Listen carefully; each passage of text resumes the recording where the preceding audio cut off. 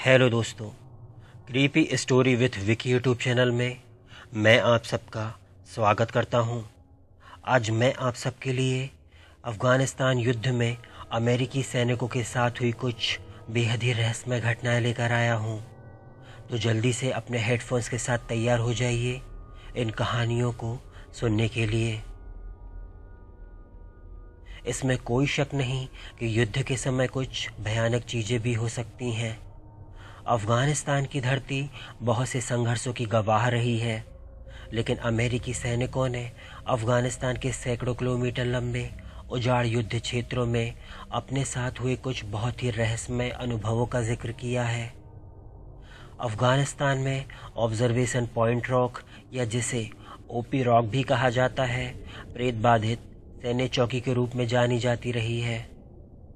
Operation endurance freedom से पहले the rock तालिबानियों द्वारा नियंत्रित एक ढहता हुआ मिट्टी का किला था। तालिबानी लड़ाके इसकी ऊंचाई ज़्यादा होने के कारण इसे अपने बेस के रूप में उपयोग करते थे, क्योंकि ये रॉक दूर से देखने पर एक बड़ी चट्टान जैसा दिखता था।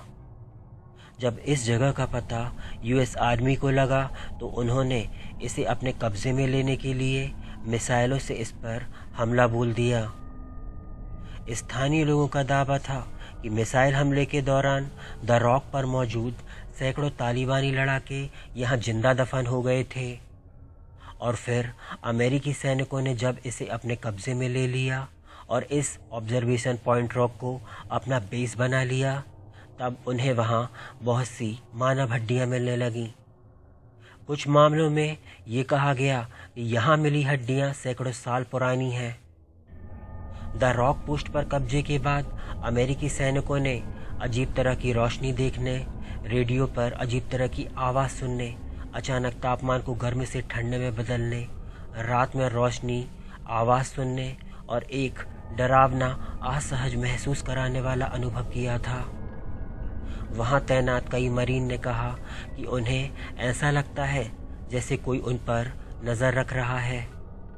इतना ही नहीं, कई सैनिकों ने तो ये भी कहा कि अंधेरे में उन्हें रूसी भाषा में कुछ फुसफुसाने की आवाज़ सुनाई देती है। बेस पर तैनात कई सैनिकों ने रात में अपनी शिफ्ट के दौरान सड़ते हुए मांस की गंध आने का दावा किया था। एक खाई खोदने वाले मरीन के एक समूह ने वहां हड्डियां मिलने का दावा किया था।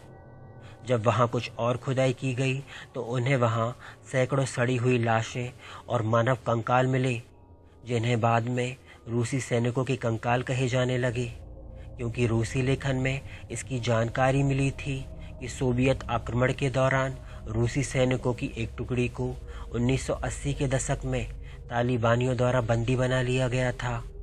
इसी रॉक पोस्ट पर लाकर उन्हें मार दिया गया था और उन्हें यहीं दफन कर दिया गया था। यहाँ के माहौल को बहुत ही खौफनाक कहा गया था। यहाँ तालिबानियों द्वारा सैकड़ों शवों को दफनाया गया था। यूएस आर्मी और ब्रिटिश आर्मी के हमले से तालिबान लड़ाके यहाँ जिंदा दफन हो गए थे। ऐसे में ये कोई आश्चर्य की बात नहीं थी कि इन खराब इलाकों में यहाँ तैनात सैनिकों के बीच अजीब तरह की खबरों का आना कोई नई बात नहीं थी। कहा तो ये भी गया कि ब्रिटिश आर्मी व यूएस मरीन के कब्जे से कई दशकों पहले से इस रॉक पोस्ट पर अजीब घटनाएं होती आ रही थीं। वहां ड्यूटी के दौरान तैनात एक सैनिक ने बताया था कि बिना किसी के दिखाई दिए आवाज़ होना, चीज़ों का अपने आप यहाँ से वहाँ होना, अजीब तरह की रोशनियाँ दिखना, किसी के रोने या चीखने की आवाज़ आना और कदमों की आवाज़ आना, ये सब बहुत ही डरावना था। यहाँ सेवा करने वाले सैनिक तरह तरह की अजीबोगरीब घटनाओं से ग्रस्त थे।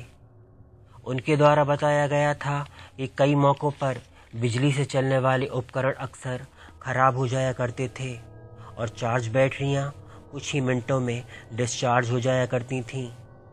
कुछ अवसरों पर मशीन गन से आने वाली आवाज़ और रॉकेट की आवाज़ को सुना जा सकता था, लेकिन आसपास के क्षेत्र का जायजा लेने पर वहाँ कुछ भी नहीं होता था।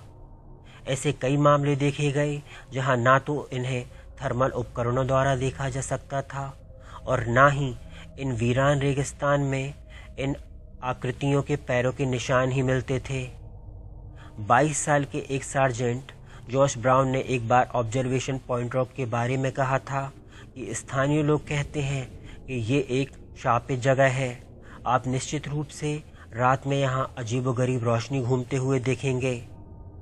ब्रिटिश सैनिक जिन्होंने यूएस आर्मी से पहले इस बेस पर कब्जा कर लिया था, उन्होंने भी इस तरह के अजीब अनुभव किए थे।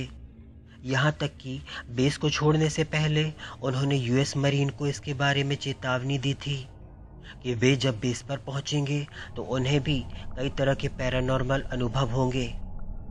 उन्होंने दावा किया कि रात होते ही ये रोशनी और प्रेत आकृतियाँ इन बड़े रेगिस्तान में घूमती हुई दिखाई देती हैं, जिन्हें कैमरों के माध्यम से नहीं देखा जा सकता था।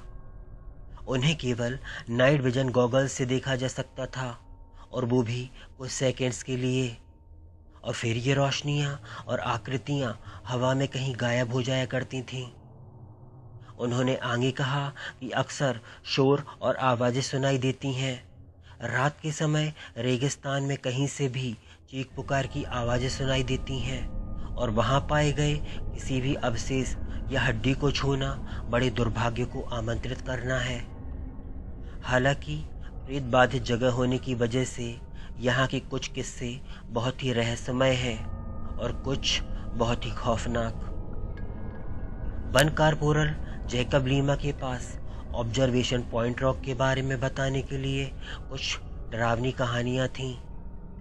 उनके अनुसार जब सार्जेंट ग्रीन का यूएस मरीन दस्ता 2009 की गर्मियों में अफगानिस्तान में घुसा तो उन्हें ऑब्जर्वेशन पॉइंट रॉक या ओपी रॉक नाम की एक चौकी पर जाने का आदेश मिला। जब वे उस ओर जा रहे थे तो दस्ते के सदस्य में से एक जोकेल नाम के सैनिक ने नोट किया कि अवलोकन पोस्ट जिस पर वे जा रहे थे ये चारों ओर से खुली हुई एक बड़ी चट्टान थी। इससे ज़्यादा यहाँ और कुछ नहीं था। उसने कहा कि इस जगह में एक अजीब तरह का खिंचाव था। दस्ते की दूसरी कमान कारपोरल लीना अपने साथ एक कुत्ते को ले गई थी, जिसका नाम अगली बैट्टी था। इसे दुश्मन की गंध सूंघने और खोजने के लिए प्रशिक्षित किया गया था। जब लीना उस रात पहरे पर थीं तो उन्होंने रेडियो पोस्ट पर एक बहुत ही अजीब तरह की आवाज़ सुनी। उन्होंने जब इसे चेक किया तो पाया कि रेडियो की बैटरी डिस्चार्ज होने वाली है। शायद इसलिए इसमें तकनीकी खामियां हो रही हैं। उन्होंने इसमें नई बैटरी डाल दी, इस अपेक्षा में कि शायद अब ये ठीक से काम करने लगेगा। पर इसके बाद भी सारी रात रेडियो पर ये अजीब आवाज़ें आती रहीं। ये सब बहुत परेशान करने वाला था। कारपोरल लीना ने तैनाती में कुछ और दिनों के बारे में बताया। उन्होंने कहा कि बेस पर हमसे पहले ब्रिटिश सैनिकों ने खोज के लिए कुछ खाइयाँ खोदी थीं जो ज़्यादा गहरी नहीं थीं। हमें इसे और गहरा और चौड़ा खोदने की ज़रूरत थी और हम अपने काम पे लग गए। जैसे ही लीना चट्टान में खुदाई कर रही थीं तो उन्हें वहाँ धातु के कुछ बहुत ही रहस्यमय बर्तन मिले। इसे साफ किया तो देखा उन पर रूसी अक्षरों में कुछ लिखा हुआ था। जब उन्होंने वहाँ कुछ और देखा तो उन्हें आसपास रूसी गियर और रूसी हथियार मिले। तब उन्हें लगा कि 1980 के दशक में रूसी अफगानिस्तान में थे। ये सब उनके हो सकते हैं। उन्हें इसमें कोई आश्चर्य नहीं हुआ। जैसे ही बिल्सन ने चट्टान को और खोदा तो फावड़े की चोट से आउटक्रॉप का हिस्सा ढह गया। तब उन्हें वहाँ एक छोटा छेद दिखाई दिया। तब कारपोरल स्मिथ इस छेद की जांच करते हैं और आउटक्रॉप को और खोदते हैं। वे वहाँ का नज़ारा देखकर दंग रह जाते हैं। वहाँ उन्होंने सैकड़ों मानव कंकाल और खोपड़ियाँ देखीं। तब लीना कहती हैं ये नज़ारा बहुत भयानक और परेशान करने वाला था। ये सब देखकर उन्हें ऐसा लग रहा था कि ओपी रॉक किसी कब्रिस्तान के ऊपर है। एक और रात जब लीना सो रही थीं, वो एक भयानक दर्दनाक चीख से जाग जाती हैं।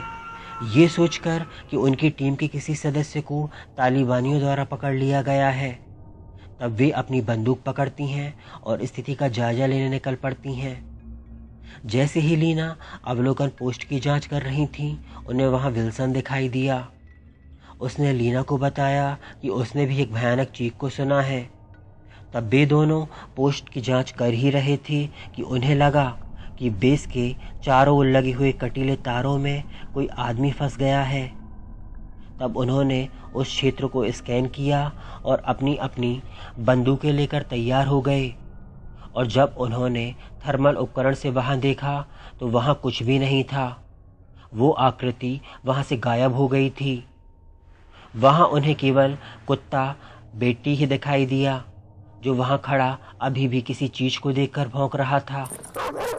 उन्होंने सोचा कि दिन भर की थकान की वजह से उन्हें ये भ्रम हो रहा है, तो उन्होंने सुबह इसकी जांच करने का फैसला किया। अगली सुबह जब वे दोनों वहां की जांच करने गए तो वहां उन्हें कुछ भी नहीं मिला। एक और शाम जोकिल बेस पर पहरा दे रहा था। वो वहां की गर्मी से बहुत परेशान था। तब पहरा देते समय उसने महसूस किया जैसे उसके कान पर किसी ने सांस ली हो और रूसी भाषा में कुछ फुसफुसाया हो। उसने सोचा गर्मी और थकान की वजह से ये उसका वहम हो सकता है। ठीक उसी समय उसने अवलोकन पोस्ट के ऊपर किसी के कदमों की आहट सुनी। तब उसे ये लगा कि उसी का साथी स्मिथ उसे डराने के लिए उसके साथ शरारत कर रहा है। और जब वो उसे देखने के लिए ऊपर गया तो उसे वहाँ कोई नहीं दिखाई दिया। उसी रात जोकिल जब उसके साथ हो रही इन घटनाओं से थोड़ा परेशान हो जाता है, तब वो थोड़ी देर आराम करने का फैसला करता है। फिर वो कुछ देर बाद थर्मल इमेजिंग के साथ पोस्ट के आसपास के क्षेत्र को स्कैन कर रहा था। तब उसने एक सैनिक की तरह दिखने वाली आकृति को देखा। तब उसने ये जानने की कोशिश की कि ये शायद उसका ही कोई साथी है या उसका कोई दुश्मन।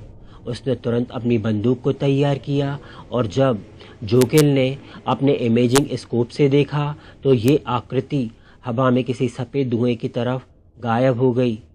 तब जोकिल ये देखकर इतना ज़्यादा डर जाता है कि सुबह वो सार्जेंट ग्रीन से अपना ट्रांसफ़र किसी और चौकी में करने के लिए कहता है। तब सार्जेंट ग्रीन उसका तबादला दूसरी चौकी में कर देते हैं। बेस पर मौजूद अन्य सैनिक जोकिल की बातों पर विश्वास नहीं करते और उसका मजाक उड़ाते हैं। जोकिल के जाने के कुछ दिनों बाद अब रात में निगरानी का जिम्मा कारपोरल लीना पर आ जाता है।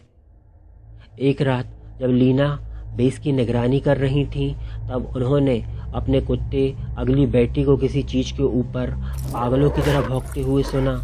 आखिर कुत्ता किस चीज पर भौंक रहा है? तब उन्होंने दूर रेगिस्तान में सफेद रोशनी में चमकती हुई आकृति को देखा, जो किसी इंसान की तरह दिख रही थी। तब लीना ने सोचा कि ये शायद कोई तालिबानी स्काउट हो सकता है जो उन पर नजर रख रहा है। तब उसे देखने के लिए लीना थर्मल इमेजिंग का उपयोग करती हैं, पर आश्चर्य की बात थी कि थर्मल उपकरण में उन्हें कुछ भी नहीं दिखा। पर जब उन्होंने इसे नाइट विजन गॉगल पर स्विच किया तो ये आकृति उनसे लगभग 100 मीटर करीब आ चुकी थी और फिर एक खौफनाक चीख के साथ वो आकृति देखते ही देखते कहीं गायब हो गई।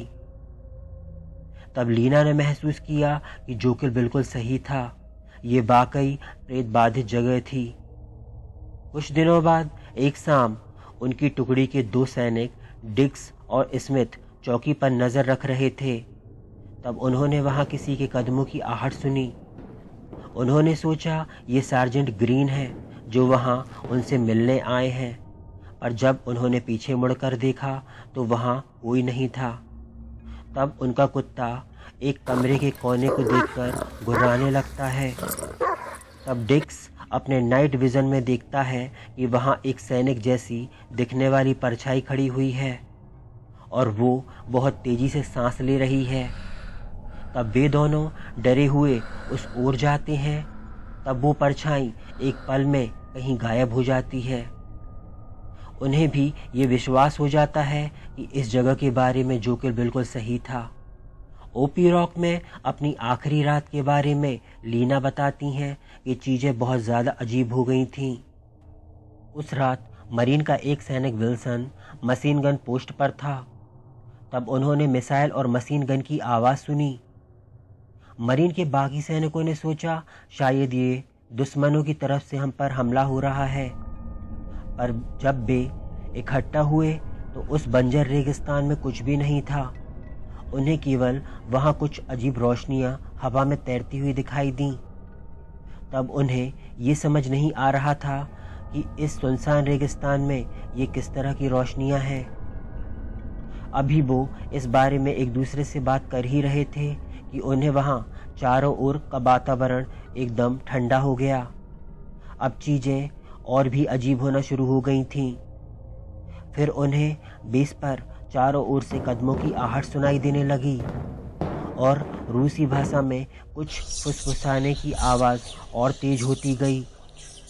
तब मरीन के लोगों ने वहाँ चारों ओर से सड़े हुए मांस की गंध महसूस की और जब उन्होंने बेस के चारों ओर की जांच की तो देखा वहाँ उनके अलावा कोई नहीं था। तब वे सब बहुत ज़्यादा परेशान और डर गए थे। तब उन्होंने रेडियो से मदद के लिए संपर्क करना चाहा, पर रेडियो की सारी बैटरियां अपने आप डिस्चार्ज हो गई थीं। तब पूरी रात उन्होंने डर के साए में बिताई और अगली सुबह बेस को छोड़ दिया। ऑब्जर्वेशन पॉइंट रॉक अफगानिस्तान में एकमात्र प्रेत बाधित जगह नहीं थी। यूएस सैनिकों ने वहाँ कुछ और जगह बहुत ही रहस्यमय अनुभव किए हैं, जैसे कि लाइट हाउस में एक छोटी लड़की की आत्मा का दिखाई देना और भी बहुत कुछ।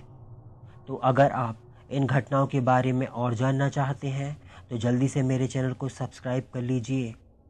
मिलते हैं अगले वीडियो में, तब तक के लिए धन्यवाद।